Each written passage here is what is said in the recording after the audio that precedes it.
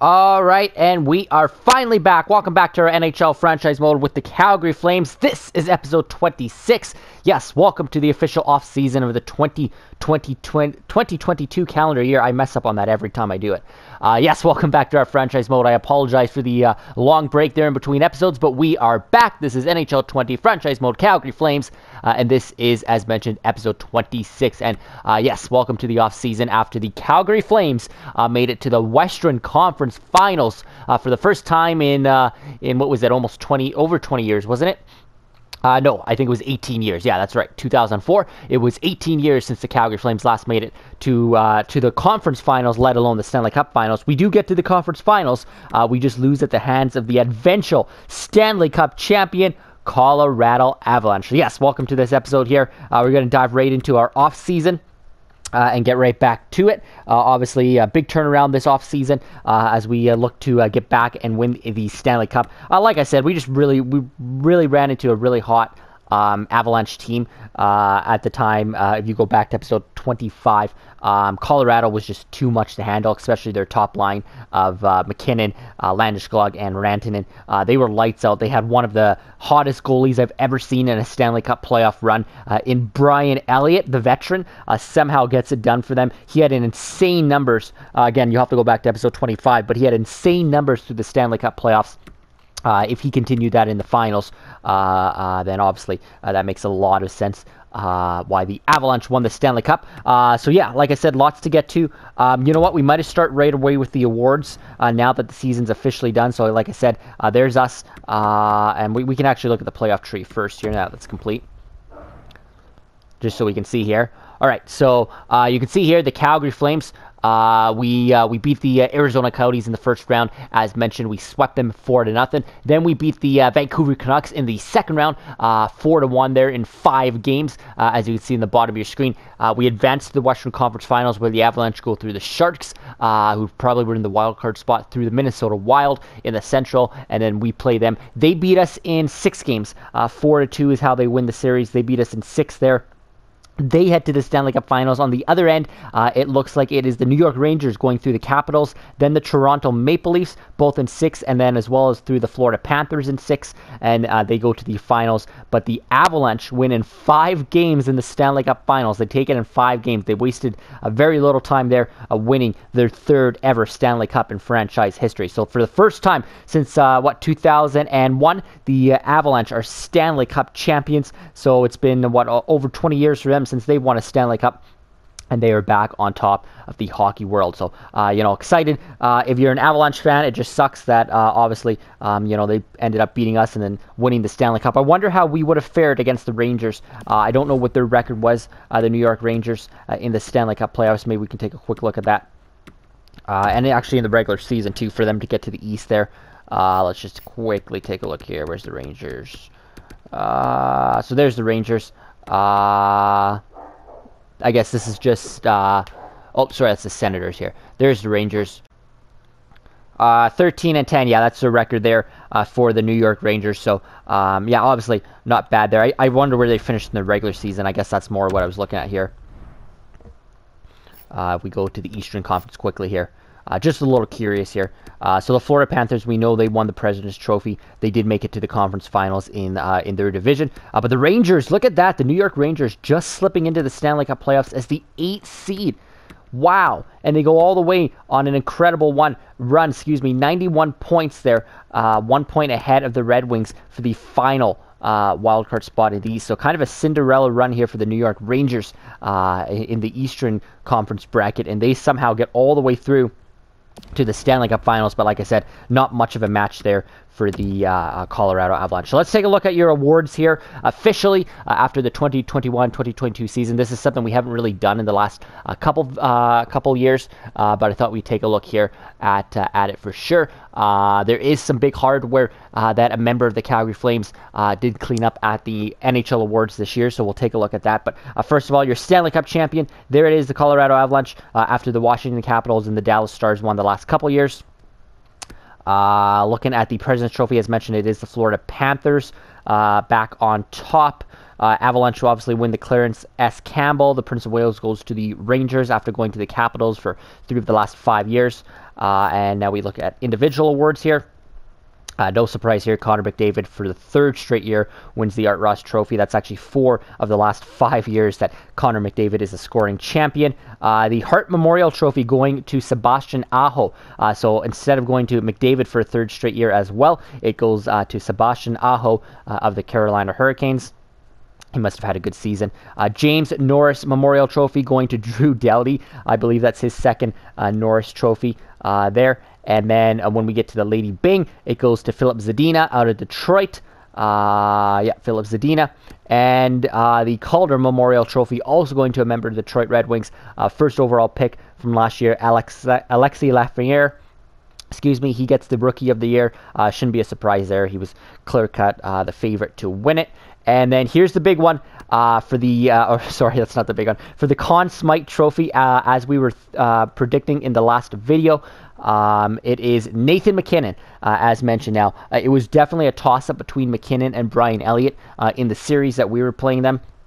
MacKinnon had lights-out numbers. Brian Elliott was doing something unheard of in the goal crease at 36, 37 years of age. Incredible run by Brian Elliott, but there was just no stopping Nathan MacKinnon. I think he led the playoffs in scoring. I'm not going to go back and look at it, but he was just having an insane run, leading the team. He was by far the most lethal superstar we've ever faced in the Stanley Cup playoffs. With all due respect to guys like Ovechkin, who was on the Coyotes team this year, we faced some good stars on the Canucks over the last couple of years in the playoffs. But MacKinnon was at another level. He was lights out, and because of that, he wins the Conn Smythe Trophy as the playoff MVP. So rightfully so for Nathan MacKinnon. Here's the one I wanted to get to. The Vezina Trophy goes to Calgary Flames goaltender Jordan Binnington. So that is the first time that Jordan Binnington wins the Vezina Trophy, and it is as a member of the Calgary Flames in his second full season with the Flames. Jordan Binnington sweeping up one of the biggest awards there as a member of the Flames, the Vezina Trophy. So top goaltender of the year, Jordan Binnington with the Calgary Flames. He also picks up the Willing and Jennings Trophy. I believe that would be a combined of him and Cam Talbot. So the Calgary Flames goaltending department really getting it done all season long, as well as into the playoffs. Binnington was lights out. Talbot was a really solid backup all year. He didn't play in the playoffs, but all season he was really good behind Binnington. This is well deserved for both Binnington and Talbot when it comes to the Jennings Trophy as well. So I'm really happy to see Binnington's name here on the Vezina and on the Jennings Trophy. We are definitely lucky that we went and got him in free agency a couple years ago and picked up the best goalie, in my opinion. Still very young as well. We are set in that department for years to come. Hopefully that's the first of many Vezina trophies for Jordan Binnington. Bill Masterson goes to David Savard. Jack Adams to the San Jose Sharks coach. The Frank J. Selke back to Anze Kopitar for a second straight year. And the Ted Lindsay going to Sebastian Aho as well. And the Maurice Richard going to McDavid. But Aho, winning the Ted Lindsay, as he also picked up the MVP, the Hart Trophy. Interesting to note, like I said, we haven't looked at this the last couple of years. Johnny Gaudreau actually was the NHL scoring leader 2-3 years ago, I should say, in 1920. So our first season, I forget how many points Gaudreau had, but he actually led the NHL in goal scoring. Goal scoring, sorry. So I think did he have close to 40? I think so. That was still a down year, though. We'll take a look at that later. That'll be interesting to look at. But Gaudreau won it there in our first year, I should say. So, anyways, a little bit of stuff to clean up there before we jump right into the simming here. Like I said, big off-season episode here. We'll get right into it here.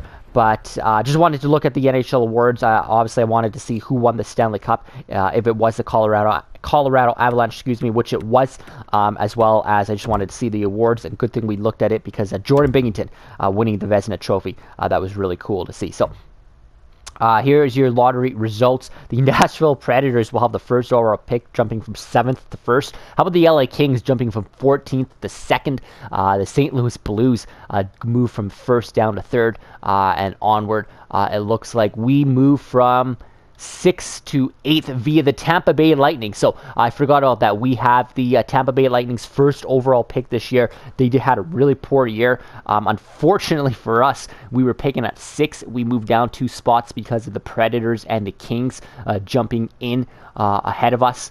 Yeah, we were actually ahead of the of both the Predators and the Kings. The Kings were, like I said, originally 14th. The Predators there were originally 7th. So they jump up, get the first overall pick. So that kind of sucks. We still get a top 10 pick when it's all said and done. We get the 8th overall pick when it's all said and done. Is that 8? Yeah, 3, 4, 5, 6, 7, 8. Yeah, 8th overall pick. So still a really high-end pick for the fact that we basically stole it from the Tampa Bay Lightning in that trade that saw Travis Hamonic and another defenseman, I forget who it was, head to the Tampa Bay Lightning. In exchange for their first and second. We ended up trading away our first round pick this year to the Boston Bruins for Patrice Bergeron, but like I said, we kept the Tampa pick. So we are picking in the first round, and we are picking in the top 10. We won't pick again with our original pick. Like I said, that goes to the Boston Bruins. All right, so we don't need to look at the draft. We are picking in the top 10, so I think we might do the draft interview process, unless I just skipped that. I might have just skipped that. But no, I don't think I did. I think we can maybe still do that. Let's go to view retired players. Excuse me. So Patrick Marleau finally calls it a career after 1,900 games, just about 1,900, almost 2,000 games for Marleau. Good to see there.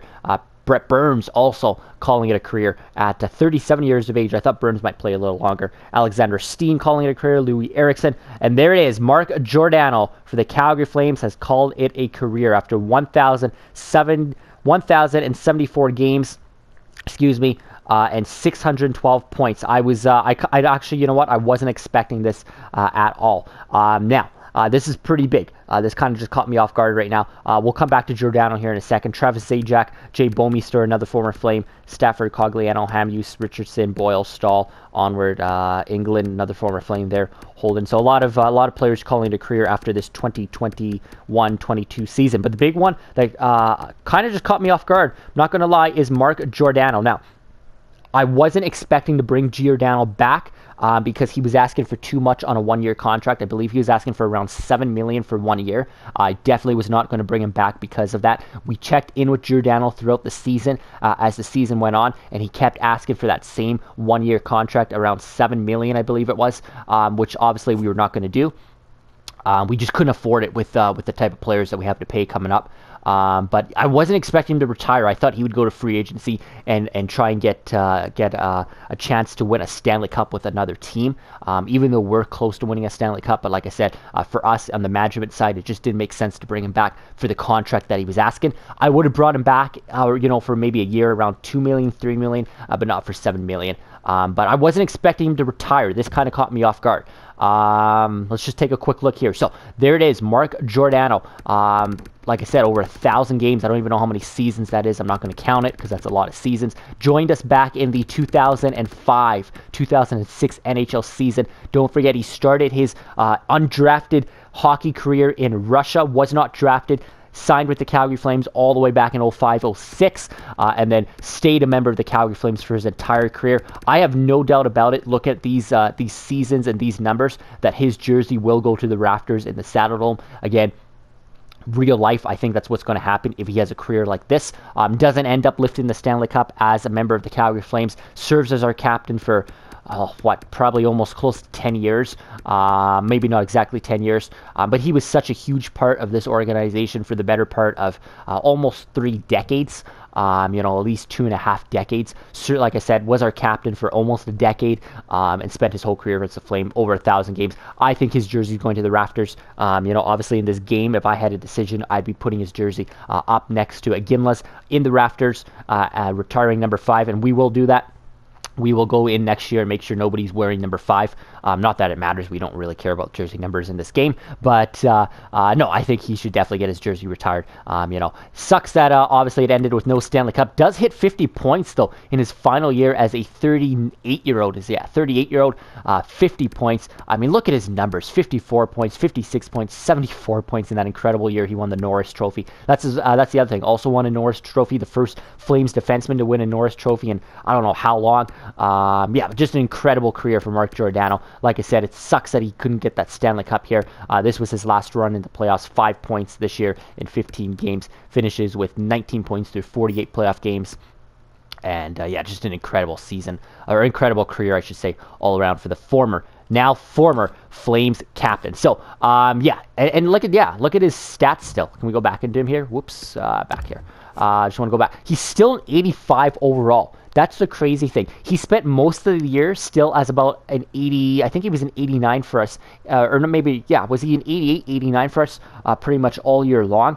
Now he's an 85, obviously at 38 years of age, he's going to be dropping. But that was the big thing about Giordano, is he's still an 85. He's still listed as a top 4 defenseman. Look at his role there, top 4 defenseman. I mean, this guy could have easily signed with any team in free agency and still been a top pairing or a top 4 defenseman at the least for any team.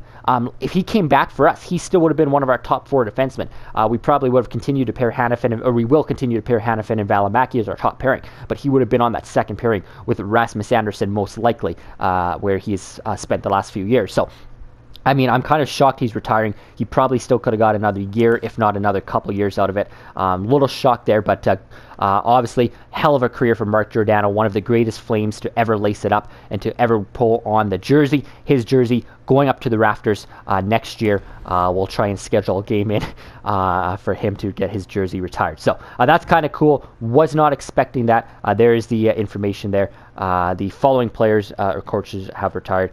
It is Mark Giordano for the Calgary Flames. So yeah, kind of sad, but bittersweet at the same time. Incredible career for the former Flames captain, Mark Giordano. All right, we'll get more on Giordano probably later. Let's just take a look here. Retired players now: Scouts, Brian Boyle, Ryan Miller, David Schlemko. Okay, we don't really need to know that.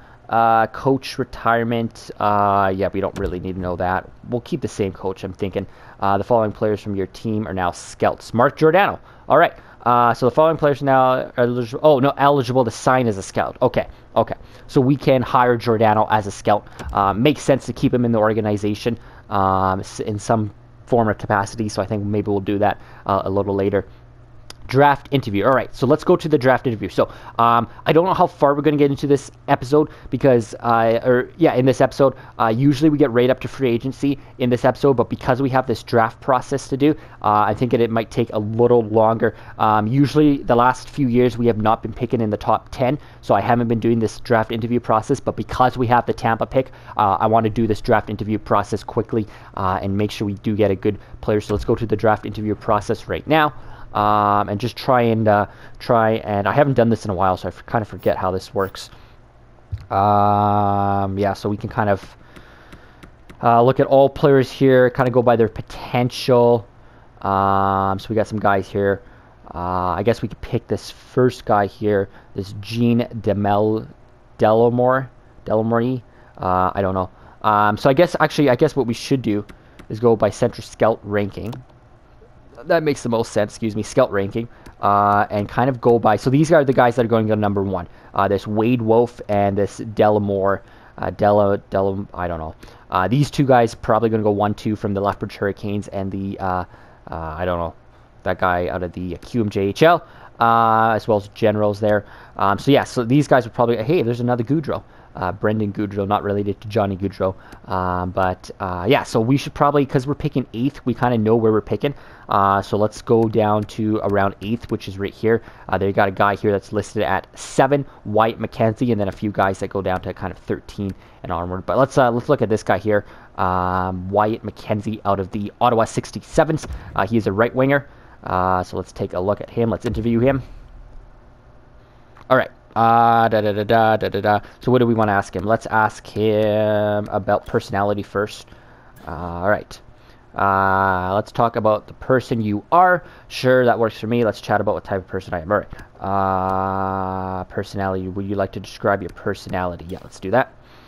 All right. So I am consummate professional, and I get along with everyone. All right. Okay, let's go to question 2. We'll go to a new topic. Let's ask about playing style. Let's see what type of guy this is. Playing style readiness. Can you give me a quick breakdown of how you play on the ice? How ready do you think you are for the NHL? That's kind of what I'm working on here. To be honest, I feel I need at least another few seasons. All right, so this guy's pretty young, I'm guessing. He says he needs another. He is 18 years of age, but he does say he probably needs another couple of seasons. Let's go back to a new topic here. Skills. Let's talk about his skills and weaknesses. Strengths or weaknesses. We only get one question here. I want to know your strengths. All right, let's go.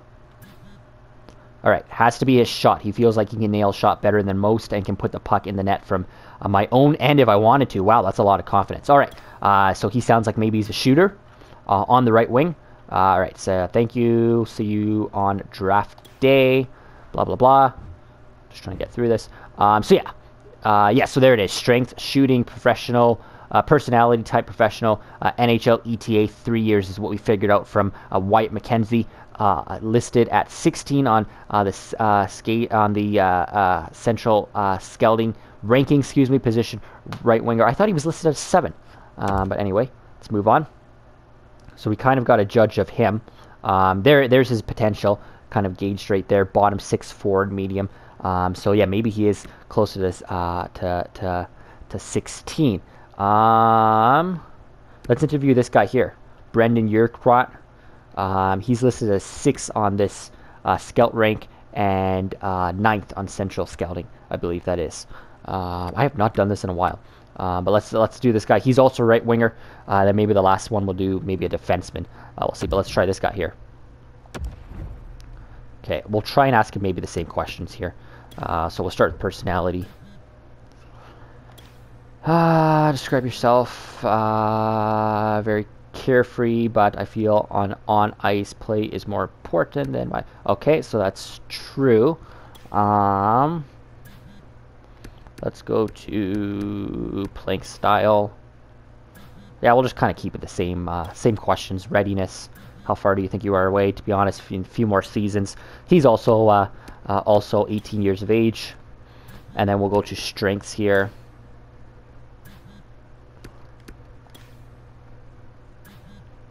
All right, has to be a shot. Same thing. Feels like he can put in from his own. And so maybe he's kind of a similar player to that Wyatt McKenzie that we just interviewed. But I wonder, so yeah, 3 years shooting, carefree is his personality type from professional. So that's a little interesting. So let's see what his potential is. Top 9. So he's got slightly better potential than Wade McKenzie here. All right. And again, let's maybe go by central scouting now. All right. We got some guys down here. Maybe we can try this defenseman here. He's projected around 6. Is that a bit of a stretch? Might be. This Elliot Coulter. Maybe we should try one of these Finnish guys, because we haven't done a lot of. Actually, yeah, because he's listed as elite medium. Let's try one of these guys who are unknown right now in potential. That's what we should be doing. Both right wingers. This is kind of a shot in the dark with these two. Either or. Look at central scouting's got this guy at 7, and previous central scouting was at 8, and then down here he was at 8, and his previous scouting was at 7. So I mean, it is literally a shot in the dark with these two guys here. It could be either or. I don't even know. Like, who do we pick? Let's just pick this first guy. This Mika Hagman. It could be either or here. So let's go interview player, and we'll do the same questions here.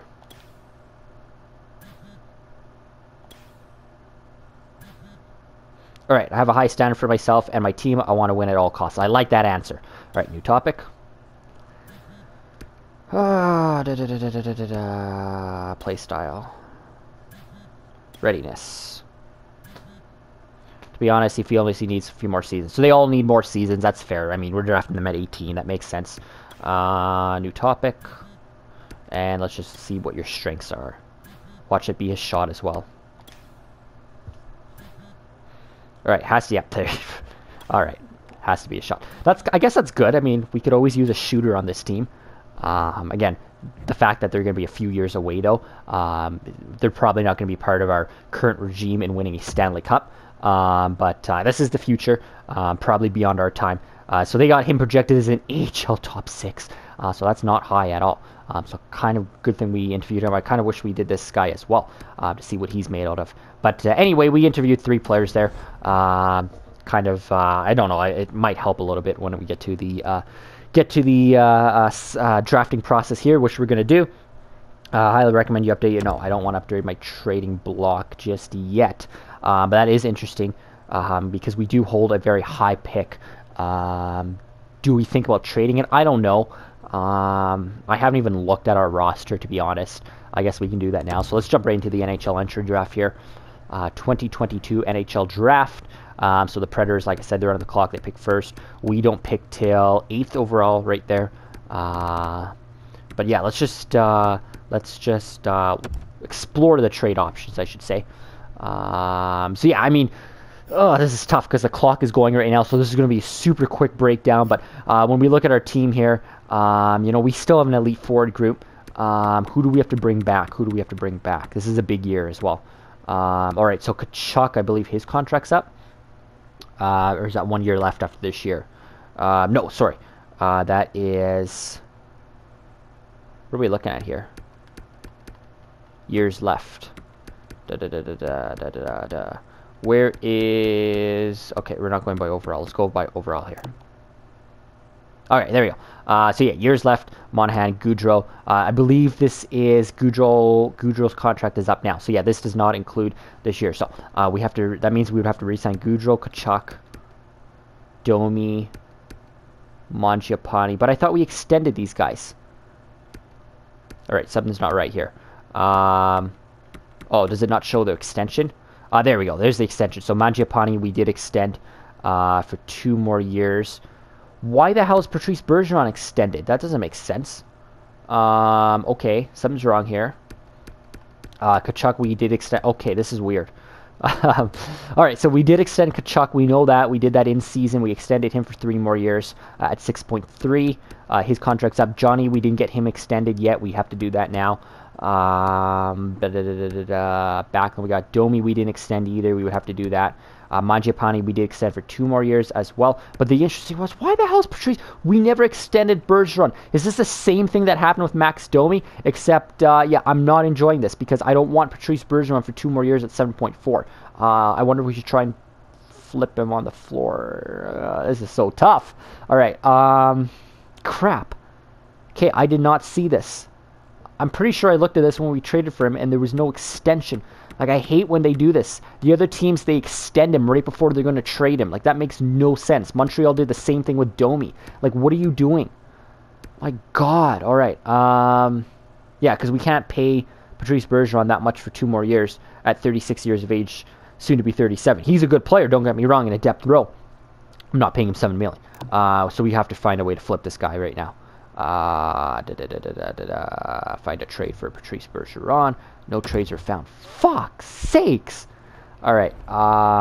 Okay. There goes Wade Wolf, first overall to the Nashville Predators. Oh, I don't like doing this on the draft floor, but I do have to free up salary, so we have to. Oh, there's a lot of things I was not expecting in this episode. Okay. No, I don't want to remove asset. Let's go to a trade here, please. What are we doing? No, I don't want to find a trade. That's what I want to do. I want to make a trade. Offer trade. There we go. Fuck sakes. Alright. Yeah, I understand nobody wants Bergeron, but we're going to have to find somebody that's, could take him. Actually, there's teams here. Buffalo wants him. Alright. Buffalo. You can give us a draft pick back. Bleh. I don't know what his value's at. Let's try a second for Bergeron. Oh, he's got better value than that. I wonder if we can get your first-round pick. The thing about Patrice Bergeron is, for a team like Buffalo, he's still a good player. For us, it just doesn't make sense. And I apologize because I don't want this to dwell on these things in this episode, but for a team like Buffalo, it makes sense. But for a team like us, I mean, we just have so many high-paid forwards that we're trying to win a Stanley Cup with, like our core. We still have to sign Johnny Gaudreau this year, Max Domi this year, and we might not even get both of them signed. So we can't afford to be paying Patrice Bergeron, a contract like this. So for us, it just doesn't make sense. But maybe for a team like Buffalo, who doesn't have as many high-end paid players, bringing in a veteran like Patrice Bergeron, a guy that's won how many Selkies over his career and a Stanley Cup. It makes sense. I want to keep Bergeron, just not for that extension price. And again, it sucks because it's out of our control. We have no control on what Boston did prior to trading Bergeron to us, extending him for 2 more years at over $7 million. Like, it's such a hard position to be in, and it was kind of the same position we were in with Max Domi. It sucks, but at the end of the day, we have to get rid of Bergeron's extension contract. It just won't work. So, I really do want to keep Bergeron, but not for that price. Let's see if we can get a first-round pick, 26th overall back from the Buffalo Sabres for Patrice Bergeron, and the trade is accepted. All right, so, I mean, Buffalo says that, that was a no-brainer. At the end of the day, you know what? Like I said, I wish we could have kept Bergeron. Just didn't make sense. So that's a huge trade on the draft floor, I should say, here at the draft for the Calgary Flames to make. The Sabres have acquired Patrice Bergeron there, as you can see in the bottom, and my source is close to Boston, says that Torrey Krug has been put on the trading block. So maybe oh no, that's Boston. Sorry, I was going to say Sabres. Yeah. Like I said, it makes sense. So now we actually do own the 8th overall pick and the 26th overall pick in this year's draft. So another player just gone off the board here. Let's go to where are we here? Oh my God. 26. So yeah, high-end pick here as well. So, I mean, this is insane. We were coming into this year expecting really no first-round picks in this year's draft. I knew we were going to trade away our first-round pick, which we did for Patrice Bergeron. We just got it frickin' back from the Buffalo Sabres. So, I mean, we basically acquired our own first-round pick back from the Sabres, and also got our first-round pick from the Tampa Bay Lightning. This is insane. All right, so why did we get the 26th pick? That actually could have been our own pick. Why did Buffalo have the 26th pick? That doesn't make sense. No, we would have had... Oh, this is our pick here. Boston is picking at 28, so that was our original pick. Okay, sorry, for some reason, I thought we were kind of where our original pick was. Here's our original pick, 28th overall. Makes sense. We were in the Western Conference Finals. It makes sense that we would have picked at 28th had we kept it. Instead, we actually get a better pick. So not only do we trade Patrice Bergeron for the 28th overall pick at the deadline, we end up trading him back to a different team and getting a better pick than what we traded away for him. Like, that is insane. That is wheeling and dealing at its finest, if you ask me. It's kind of funny how things work out. But we end up getting an actual better pick for acquiring Patrice Bergeron's services. So we actually get Bergeron for a Stanley Cup playoff run, and then we actually get a better pick by 2 spots than we would have had we not traded for him. So that's kind of cool. All right. Craziness on the draft floor. All right, so the top 2 picks as expected, that Delamore guy and Wade Wolf go 1-2 there as expected. St. Louis is on the clock here at 3, 4, 5, and then we are up there at 8. So let's start simming forward here to our pick here. So sim options. Let's sim to pick number 8. No, let's just sim 1 pick here. All right. So they make their pick. You know what? Let's just sim to our pick here. Doesn't matter. All right, are we ready? Calgary Flames on the clock officially. The 8th overall pick here. All right, so they end up taking that other guy. That's the other guy from the Finnish league that we were going to interview, that Lapalani guy. He ends up being a top 6 medium potential. There goes that defenseman from the U.S., Coulter. There goes Goudreau at 5. Elite medium potential for these 2 guys, by the way. Tie top 6 for Nickerson, Daughtry. All right, yeah, so 2 of those other guys that we interviewed are available. So we could pick those guys. I forget what their potential was listed at. So there they are. These are the 2 guys we interviewed. Hagman, we're not taking him with AHL top 6 potential. Urquhart, top 9 forward potential, listed as a sniper. We interviewed him. His response to how he conducts himself off the ice was a little interesting. That's a little worrisome, but at the end of the day, we know the most about him. I guess this guy's projected as elite medium, but we didn't really interview him, so that is kind of interesting. This centerman, Hayden Hashler. Do we take a shot? Okay, so there's a bunch of guys that are projected elite medium here. Wow. All right, so this is tough. Do we take a shot on one of these guys? But look where scouting's got them all ranked. You know what? This one, he was ranked 13th by by Scout Ranks. Central Scouting had him at 12. 10 here on the previous Scout ranking. I like that better than this guy who goes 35, 38, and 40. 16, 20, 20. Yeah, so I mean, I like and he still has elite medium potential. Just looking down here. Where's the guy that we interviewed? Elite low, elite low. I guess he only had top 9 potential, so he'd be down here. Brendan Yerkrat, who we interviewed there. And the other guy was an AHL potential. Oh, we also interviewed... Did we interview this guy? No, we didn't. I don't know why he's got a star. All right. You know what? Let's just take a shot here with this guy. He was ranked 13th, 12th, and 10th throughout the season. They got him listed as a grinder, but he's got potentially elite medium potential. Maybe not. We only got 48 seconds here to make our pick. Let's take this guy, Hayden Ashler, from the Lake Erie Otters. This is a total shot in the dark right now, but let's take him. Here we go.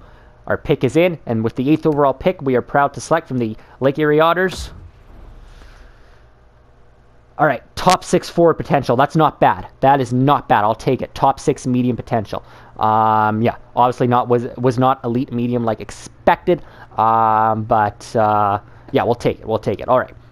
So that's not too bad there. With the 8th overall pick. Let's sim a few picks here to see what else we could have got. You know what? Let's just sim right for our next pick at 26 overall. All right. And again, this is going to be another shot in the dark because we don't have any other interview. And this is a stupid thing about the interview process. You only interview 3 players. Like, how are you supposed to get a gauge? I don't know. I don't like this draft process right now in EA Sports. But we'll just move on. So let's go to the 26th overall pick here. I just want to see what else we could have drafted after we picked at 8th. So here's our pick at 8th. There's another top 6 medium potential, top 6 medium, top 4 D-men. We probably could have got him. Top 4 medium potential. That's similar to top 6. Elite medium. Crap. So this Hoffman guy goes to the Penguins. He has elite medium potential. That might be a steal. Top 6, top 6, top 4, top 6, top 6, top 6. So yeah, it looks like that was the only steal. Top 4, top 6. Top 4, top 4, top 4. A lot of good D-men available.